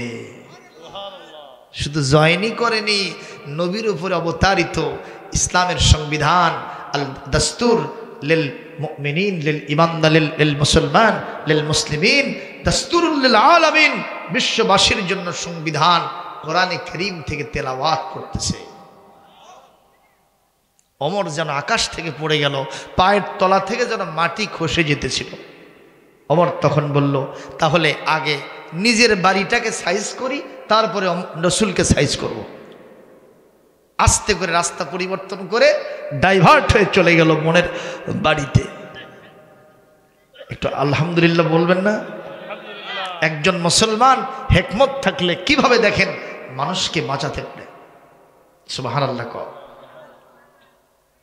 মুসলমান হযরত আমার বোনের বাড়িতে গেলেন, দরজা ভেঙ্গে ভেতরে ঢুকলেন।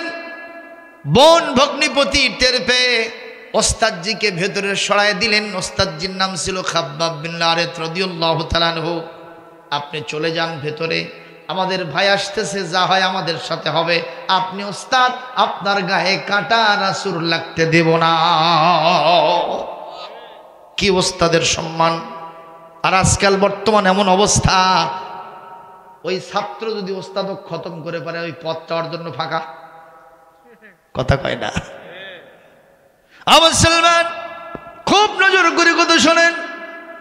একবারে যে বোনার ভগ্নিপতিকে গিয়া সর থাপ্পড় কিল ঘুষি মারতে মারতে জমিনে ধরাশায়ী করে ফেলে দিয়েছে। বোন বলে, ভাইজান মারো কেন? বলে, মুহাম্মাদের দলে জয়েন করলে কেন? এটার জবাব দাও। বলে, ভাই একটা কথা বলি, এতদিন লাত মানত উজ্জা হবল চাঁদ সূর্যর পুজো করছি, কিছু পাই নাই। কথা কয় না, খালি অন্ধকার আর ধোঁয়া, কিছুই পাই নাই। বলেন তো সিগারেট একটা জ্বলন্ত একটা জিনিস, যার শুরু হয় আগুন দিয়া আর শেষ হয় হলো ছাই দিয়া। এটাই হলো প্রেমের কিচ্ছা। জোরে কোন ঠিক না ঠিক? এইসব মরিচিকার পিছনে ছুটে দেখছি কোনো ভাগ্যের উন্নতি হয় না, কিছুই পাই না ভাই। আমরা সত্যের সন্ধানে ছিলাম, হঠাৎ করে মোহাম্মদ আব্দুল্লাহর বেটা নতুন কিছু আমাদেরকে শোনালেন। তার উপরে অবতারিত কিতাব কোরআনে কারীম নাজিল হয়েছে। এটা যখন তার মুখে শুনেছি আমাদের কান দিয়ে ঢুকছে, মগজ ধলাই করছে, কলিজা আকর্ষণ হয়েছে। এতটুকু দেরি করি নাই, আমি আর আমার স্বামী দুইজনে মিলা মুহাম্মাদের হাতে হাত দিয়ে মুসলমান হয়ে গেছি। তুমি পারলে ঠেকাও। জোরে কোন মারহাবা, আরো জোরে কোন মারহাবা। একবার যে কষ্ট হচ্ছে নাকি? একবার যে মারতে মারতে ধরাশায়ী করে দিলেন। আজ যে দুর্বল হয়ে ওমর বসে থেকে একটু হাঁপাচ্ছেন আর রেস্ট করতেছেন, মনে মনে বলতেছেন কি করলাম। বোনের চোখে মুখে রক্ত, ভগ্নিপতি রক্তাক্ত অবস্থায় পড়ে আছে। লাঠি দিয়ে মেরেছি, কিল ঘুষি মেরেছি, তরবারির উল্টা পৃষ্ঠা দিয়ে আঘাত করেছি। কেন আঘাতের পর আঘাত দিয়ে ধরাশায়ী করলাম? আমার বোন তো কোনো খারাপ জায়গায় যায় নাই, আমার ভগ্নিপতি তো কোনো খারাপ জায়গায় যায় নাই, কেন মারলাম ঠিক হলো না। দৌড়ে গিয়ে হাতের উপর উঠে নিয়ে বলে, বোন রে মাফ করে দে, যা করেছি ভুল করেছি। কি পড়তেছিলিস? ওই পাতাটা আমার হাতে একটু দে। সঙ্গে সঙ্গে বোন শর্ত করলেন, যত শক্তি আপনার গায়ে থাক, আপনি যত বীর পুরুষ হন, ইন্নামাল মুশরিকুনা নাজাসুন, এই মুহূর্তে আপনি একটা অপবিত্র মানুষ। আর আল্লাহ বলেন লা ইয়ামাসসুহু ইল্লাল মুতাহহারুন, এই কিতাব এতই পবিত্র, পবিত্র মানুষ স্পর্শ করতে পারবে না। আপনাকে তাহারাত অর্জন করতে হবে। শর্ত মেনে নিয়ে হযরত ওমর তাহারাত অর্জন করে আসলেন। কোরআনে কারীমের সূরা তাহা তার হাতে দেওয়া হলো। পড়তে পড়তে পড়তে পড়তে 14 নম্বর আয়াতে যখন গেছেন, হযরত ওমরকে যেন চোখে আঙ্গুল দিয়া আল্লাহ পাক বলতেছেন, ইন্নানি আনা আল্লাহ। এমন এতদিন পর্যন্ত আমি তোমার সামনে ধরা দেই নাই, আমি আর কেউ না রে ওমর, আমি হলাম তোমার আল্লাহ। লা ইলাহা ইল্লা আনা, আমি ছাড়া তোর কেউ নাই, কেউ নাই, মাবুদ নাই, আইনদাতা, বিধানদাতা, রিজিকদাতা, সার্বভৌমত্বের মালিক আমি আল্লাহ ছাড়া কেউ নাই। একটু জোরে করেন আল্লাহু আকবার। আকিমিস সালাত ফাবুদুনি, সব দাসত্ব ছেড়ে দে, আমি আল্লাহর দাসত্ব গ্রহণ করে নে। ওয়া আকিমিস সালাতা লিযিকরি, মসজিদে ঢোক, নামাজের কাতারে এখনো তোর জায়গাটা ফাঁকা আছে, ওখানে দাঁড়ায়া আমি আল্লাহর স্মরণে নামাজ আদায় করে। হযরত ওমর চোখ থেকে দর করে পানি ছেড়ে দিয়া বোনার ভগ্নিপতিকে বলে, আমি আমার জীবনের সাথে এতদিন প্রতারণা করেছি, আজকে আমি আর এই হাতের তরবারি দিয়া মুহাম্মদকে সাইজ করব না। আমি কনভিন্স হয়ে গেছি, আমার ভেতরটা পরিবর্তন হয়ে গেছে। তোমরা আমাকে ওই নবীর দরবারে নিয়ে চলো, আমি তার হাতে হাত দিয়ে মুসলমান হয়ে যাব। এই কথা না শুনে খাব্বাব বিন আরেত ওখান থেকে দৌড়ে বের হয়ে আসে, বলতেছে, ওমর রে, বন্দুকের গুলি মিস হয়, আমার নবীর দোয়া মিস হয় না। গত রাতে নবীজি দোয়া করেছেন, আল্লাহুম্মা আইজ্জিল ইসলাম বিউমর ইবনুল খাত্তাব আও আমর ইবনে হিশাম, আমর বিন হিশাম আবু জেহেল অথবা ওমর বিন খাত্তাবের মাধ্যমে ইসলামের শ্রীবৃদ্ধি করে দেন। আল্লাহর দোয়া, নবীজির দোয়া আল্লাহর কাছে আবু জেহেলের জন্য কবুল হয় নাই। আমার মনে হয় নবীজির নিক্ষিপ্ত তীর তোমার জন্য যেটা করেছেন এটা আল্লাহর নিশানায় পৌঁছে গেছে। এ ওমর চলো চলো, নবীর দরবারে চলো। হযরত ওমরকে ধরে নিয়া বোন পিছনে পিছনে পর্দার সাথে ভগ্নিপতি আর হযরত খাব্বাব বিন আরেত তাকে ধরে নিয়েছেন। মুতাওয়াশশিহান সাইফাহু ফি উনুকিহি, তার তরবারিটা ঘাড়ের সাথে লটকানো অবস্থায় ছিল। রাসূলুল্লাহর দরবারে যারা ওখানে প্রোটেকশনের দায়িত্বে ছিলেন দ্বার রক্ষক ছিলেন হযরতে হামজা আর হযরতে আলী রাদিয়াল্লাহু তাআলা আনহুমা।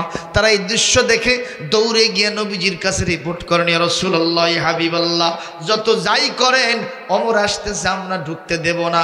তার ঘাড়ের সাথে তরবারি লটকানো, চিকচিক করতেছে, আপনার কোনো ক্ষতি করতে পারে, আপনি পারমিশন দেন, ওমরকে আজকেই খতম করে দেব। আমার নবীজি বলেন, ওমর যে কি জন্য আসতেছে তোমরা না জানলেও আমি অবশ্যই সেটা জানি।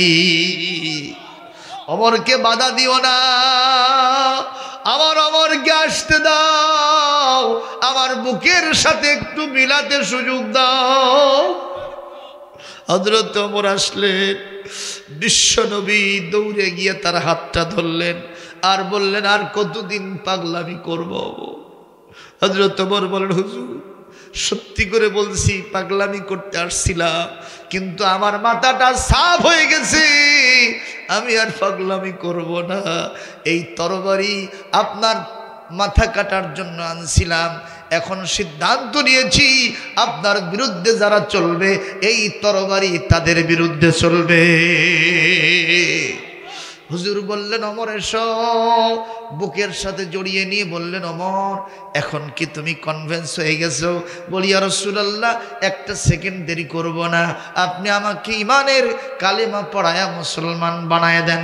রাসূল বললেন, পড়ো, আশহাদু আল্লাহ ইলাহা ইল্লাল্লাহু ওয়াহদাহু লা শারীকা লাহু ওয়া আশহাদু আন্না মুহাম্মাদান আবদুহু ওয়া রাসূলুহু লা ইলাহা, আর জোরে, লা ইলাহা মুহাব্বাতান, লা ইলাহা, লা ইলাহা ইল্লাল্লাহু মুহাম্মাদুর রাসূলুল্লাহ সাল্লাল্লাহু আলাইহি ওয়াসাল্লাম।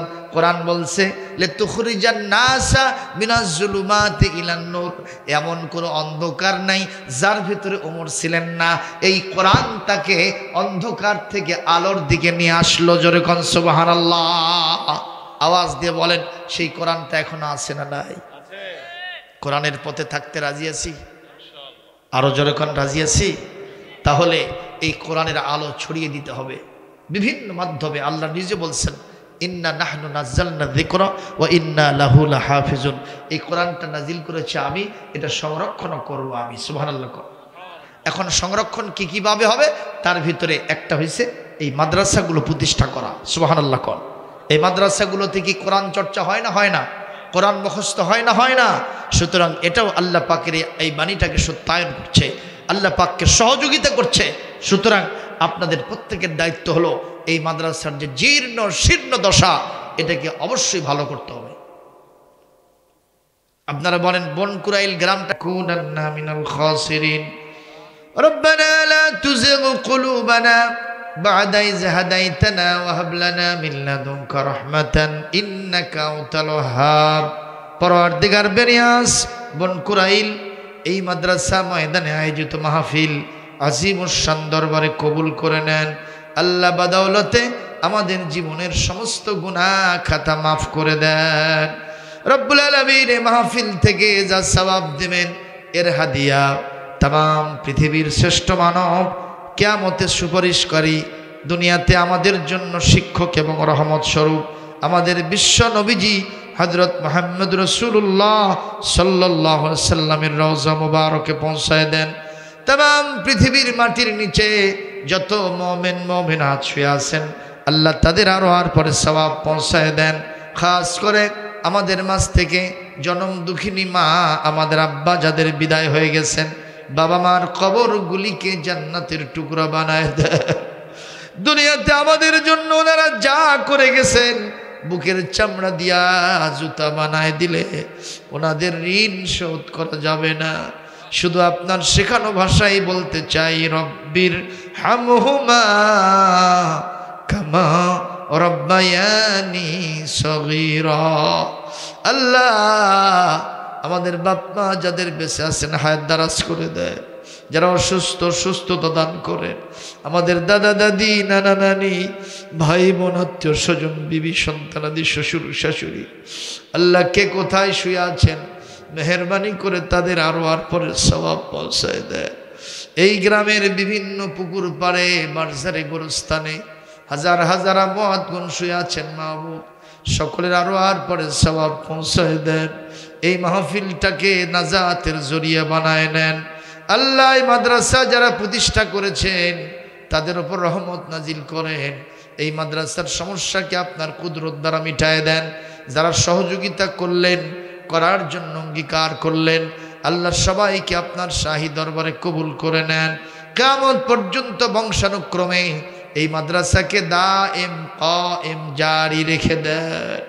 ও আল্লাহ, এই মাদ্রাসার সভাপতি সেক্রেটারি ক্যাশিয়ার সদস্য মণ্ডলী এখানকার মুহতামিম শিক্ষক এবং ছাত্রছাত্রী সবাইকে কবুল করে আল্লাহ। তামাম বিশ্বের মুসলমানদের উপর রহমত নাজিল করে আল্লাহ। ফিলিস্তিনের মুসলমানদের করুণ দশা তো কখনো শেষ হয় না। আবার পত্রিকায় দেখলাম গতকালকে 250 মানুষকে খতম করে দিয়েছে আল্লাহ। এভাবে মানুষগুলি পাখির মতো বিদায় হয়ে যায়, আপনার রহমত কি নাজিল হবে না আল্লাহ? পৃথিবীর মুসলমান শতদা বিভক্ত, কেউ তাদের পক্ষে বলে কেউ বিপক্ষে বলে। আল্লাহ আমরা বিপক্ষে কেন বলবো? তারাও তো মুসলমান। আল্লাহ তাদের উপর আপনার রহমতের দৃষ্টি বর্ষণ করেন। গায়েবী মদদ দিয়া ফিলিস্তিন গাজা বাইতুল মুকাদ্দাসকে স্বাধীন করে দেন। আমাদের দেশের উপর রহমত নাজিল করেন। আসমানি জমিনি জামানার বালা মুসিবত থেকে হেফাজতে রাখেন। কিয়ামত পর্যন্ত দেশের প্রতি ইঞ্চি জমিনের স্বাধীনতা বজায় রেখে দেন। সবার ভিতরে হৃদ্যতা ভালোবাসা মহব্বত পয়দা করে দেন। আল্লাহ যা আলোচনা হলো আমি সহ সবাইকে আমলের জিন্দেগি করার তৌফিক দান করেন। ভুল কথা যা বলেছি স্মৃতিপট থেকে আউট করে দেন, মাফ করে দেন। এই আশা নিয়ে হাত নামালাম যে আমাদেরকে দেখেছেন, আমাদের কথা শুনেছেন এবং কবুলিয়তের মর্যাদা দিয়ে ধন্য করেছেন। রব্বানা তাকাব্বাল মিন্না ইন্নাকা আনতাস সামিউল আলিম ওয়া তুব আলাইনা ইন্নাকা আনতাত তাওয়াবুর রহিম। সুবহান রাব্বিকা রাব্বিল ইজ্জাতি আম্মা ইয়াসিফুন ওয়া সালামুন আলাল মুরসালিন আলহামদুলিল্লাহি রাব্বিল আলামিন। ওয়াজআল আখিরা কালিমাতিনা ইনদাল মাউতি লা ইলাহা ইল্লাল্লাহু মুহাম্মাদুর রাসূলুল্লাহ।